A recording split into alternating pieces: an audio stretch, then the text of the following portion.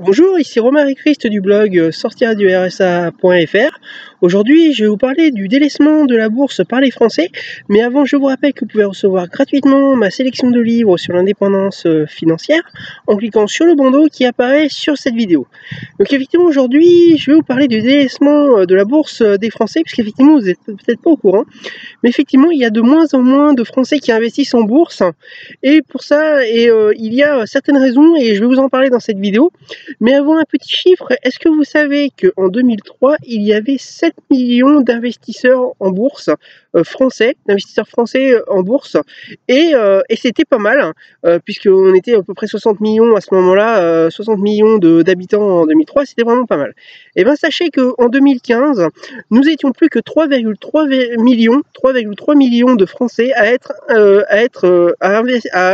investis en bourse, à avoir un compte boursier avec des actions à l'intérieur, et donc ça fait moitié moins, donc c'est assez énorme en 12 ans cette baisse, et je vais vous donner quelques raisons là-dessus.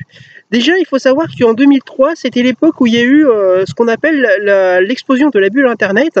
Donc, il y a beaucoup de sociétés qui se sont crachées au niveau du cours de bourse. Certaines ont même fait faillite, notamment dans la technologie informatique et Internet.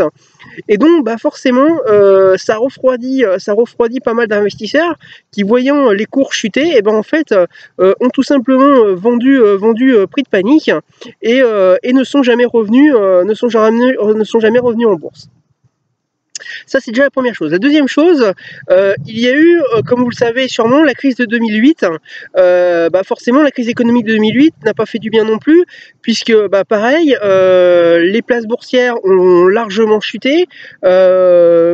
La panique a envahi les marchés boursiers, et les investisseurs français ont tout simplement vendu également, et ça a fait que une autre partie des investisseurs français sont partis ailleurs, dans l'or ou dans d'autres supports financiers, et ça a fait que la bourse a été délaissée donc également en 2008.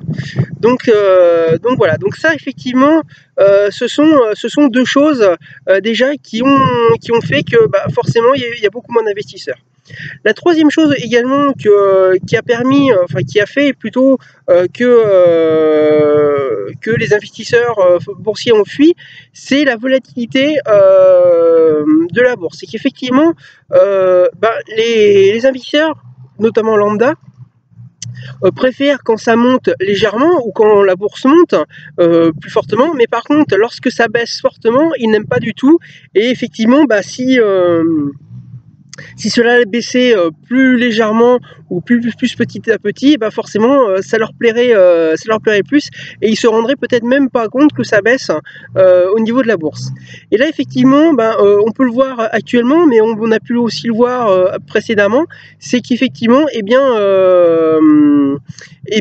la volatilité des cours, comme quoi un jour la bourse peut perdre 4%, un autre peut augmenter de 5%, et le lendemain et le surlendemain redescendre de 5%, et forcément ça irrite un petit peu les investisseurs, ça les refroidit, ça leur fait peur, et ils préfèrent tout simplement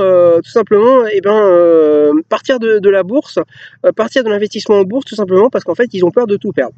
Alors effectivement, je sais que certains qui suivent le blog ont peur d'investir en bourse, tout simplement parce qu'ils ont peur de perdre de l'argent. Mais si effectivement vous investissez intelligemment, comme moi je peux le faire et comme certains le font, ça effectivement il suffit d'avoir les bonnes méthodes et les bonnes informations. J'ai déjà pu en donner plusieurs, notamment l'investissement dans les dividendes. Ça effectivement il n'y a aucune possibilité de perte tant que vous vendez, en tout cas. Donc voilà, donc effectivement c'est une des bonnes méthodes pour éviter de perdre en bourse et éviter de fuir la bourse, qui est un bon support financier pour gagner de l'argent, donc en toute décontraction. Voilà, c'était Romain et Christ du blog sortirdursa.fr. Je vous rappelle que vous pouvez recevoir gratuitement ma sélection de livres sur l'indépendance financière en cliquant sur le bandeau qui apparaît sur cette vidéo. Je vous rappelle également que vous pouvez vous abonner à cette chaîne YouTube en cliquant sur le bouton s'abonner qui est en bas à droite de la vidéo. Et n'hésitez pas également à cliquer sur le bouton j'aime qui est le pouce levé qui est en bas à droite de la vidéo toujours. Donc pour me faire un suivi de cette vidéo, savoir si vous l'avez aimé, et partagez-la si vous l'avez si vous le souhaitez. Voilà, je vous dis à très bientôt.